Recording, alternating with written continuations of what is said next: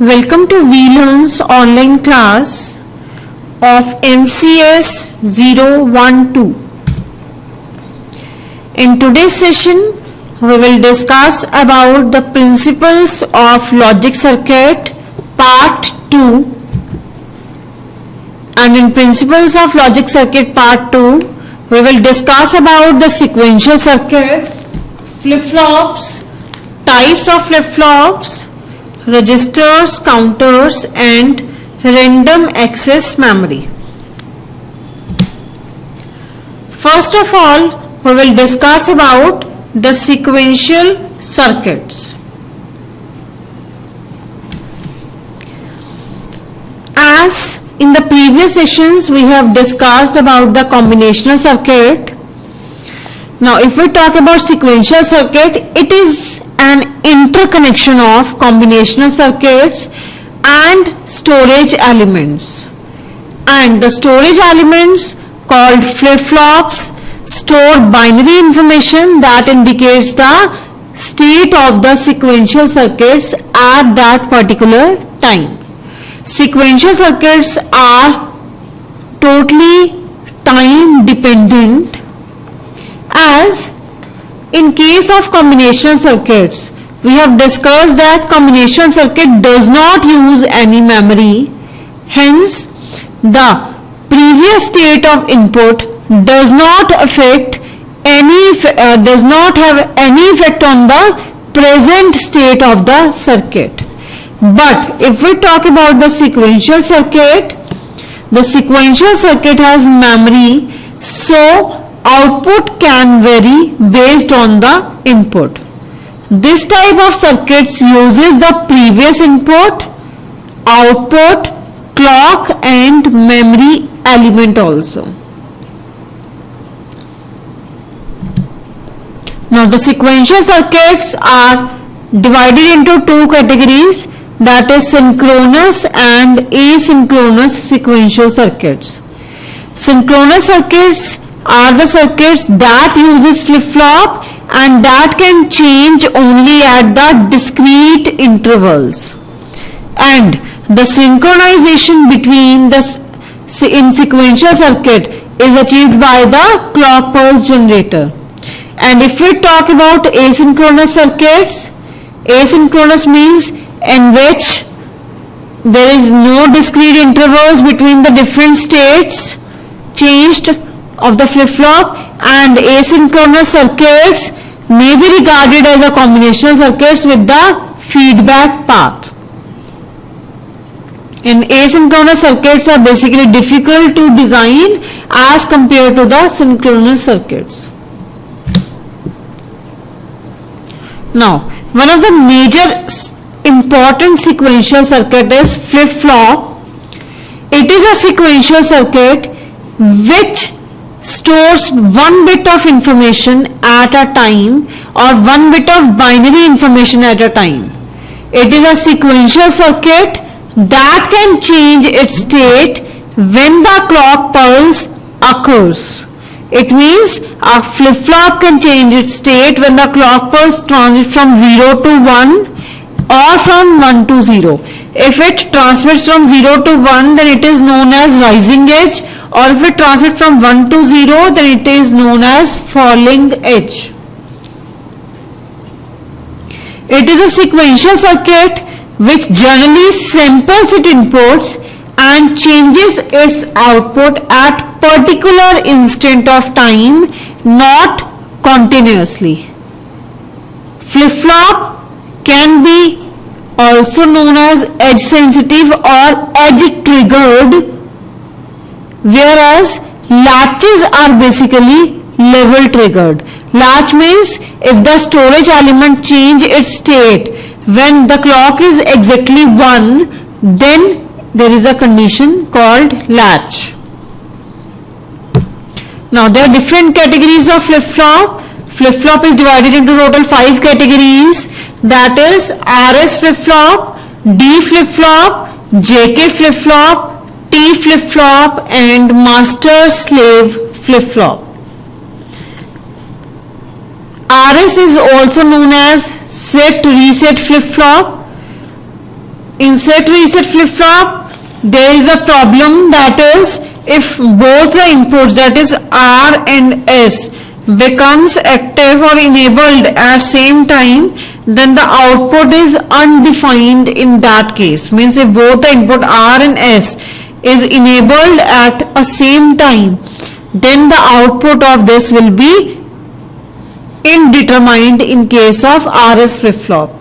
So to remove this drawback, next D flip-flop is developed, which is also known as delay flip-flop, in which two inputs of RS, that is S and R, is combined to form a single input, that is D, but there is a use of inverter which invert the values. So if in one flip-flop there is value 0, then other in next one the value will be 1.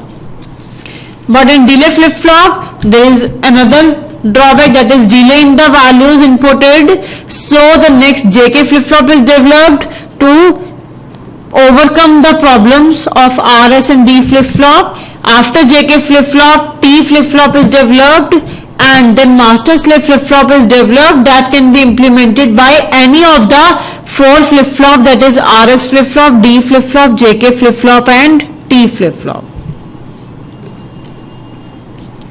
Now first is RS flip-flop, or you can also say set reset or reset set flip-flop. It is also called level triggered flip-flop, level triggered set reset flip-flop. For this circuit, an output will take place if and only if the enabled input is made active.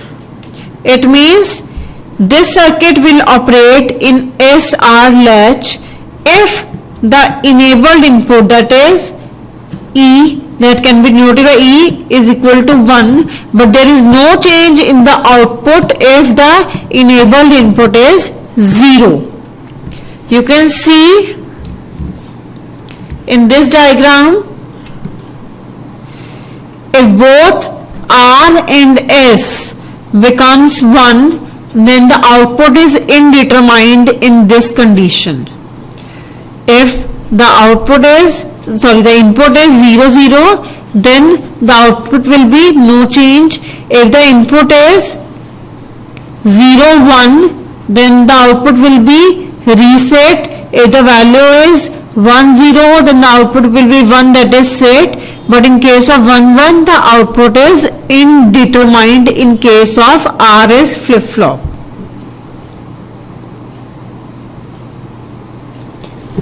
Now, if R and S both are 0, then the output of NAND gates or AND gates will be forced to become 1. You can see in this, with R and S, one clock pulse is provided, because flip-flop can change its state on the occurrence of clock pulse, and these input are sent to the NOR gates, from which one output will be sent to the other NOR gate and the output of second one will be sent to the first NOR gate.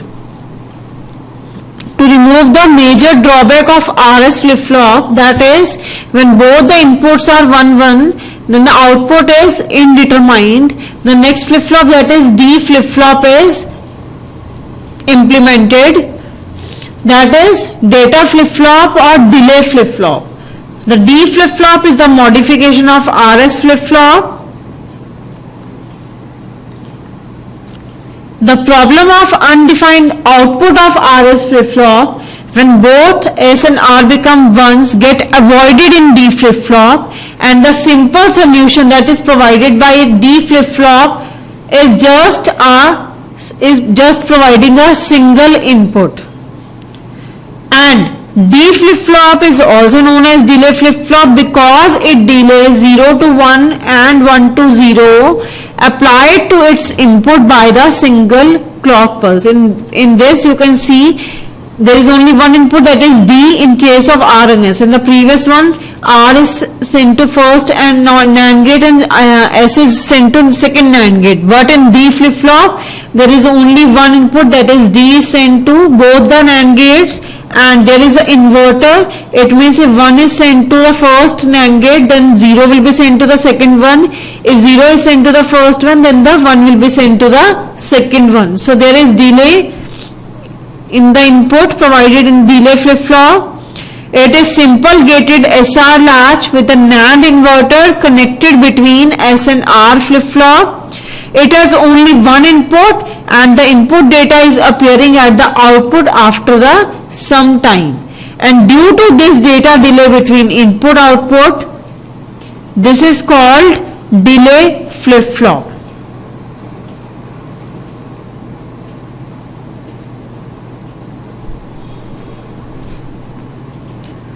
After D flip-flop, next JK flip-flop is developed.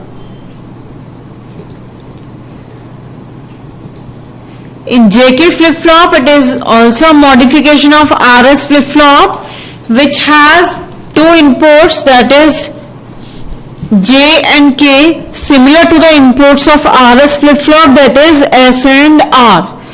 The input J and K behaves exactly like same to the S and R to a set and reset flip-flop respectively.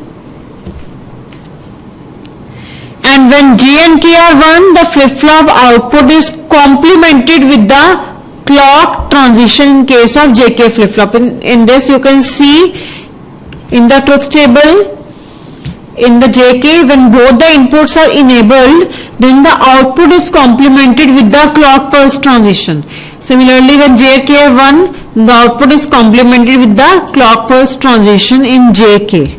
In this, we provide two inputs, that is J and K. Accordingly, we get the output in which if both J and K are enabled, then the output is complemented with the clock transition. And if we combine the inputs of JK flip-flop, that is J and K together to form a single input, then it becomes T flip-flop.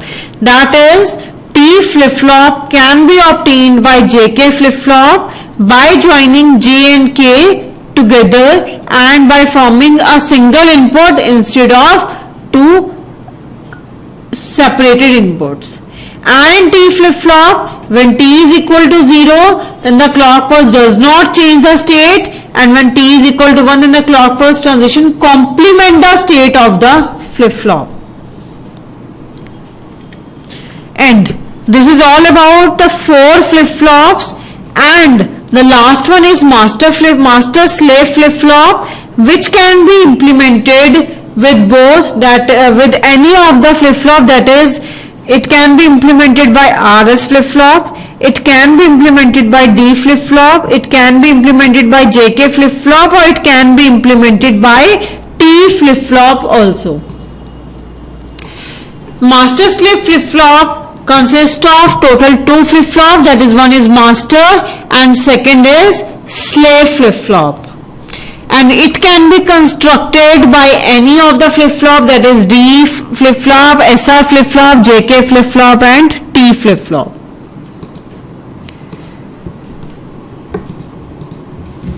In this you can see the master slave flip-flop that is constructed with the help of D flip-flop, in which there are 2 flip-flop, that is master and slave.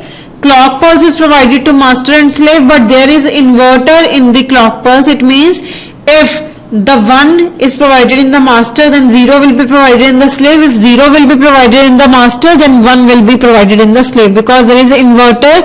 It means at a time only 1 flip-flop will be enabled. It can be master flip-flop or it can be slave flip-flop, but at a time either master will be enabled or slave will be enabled at a time.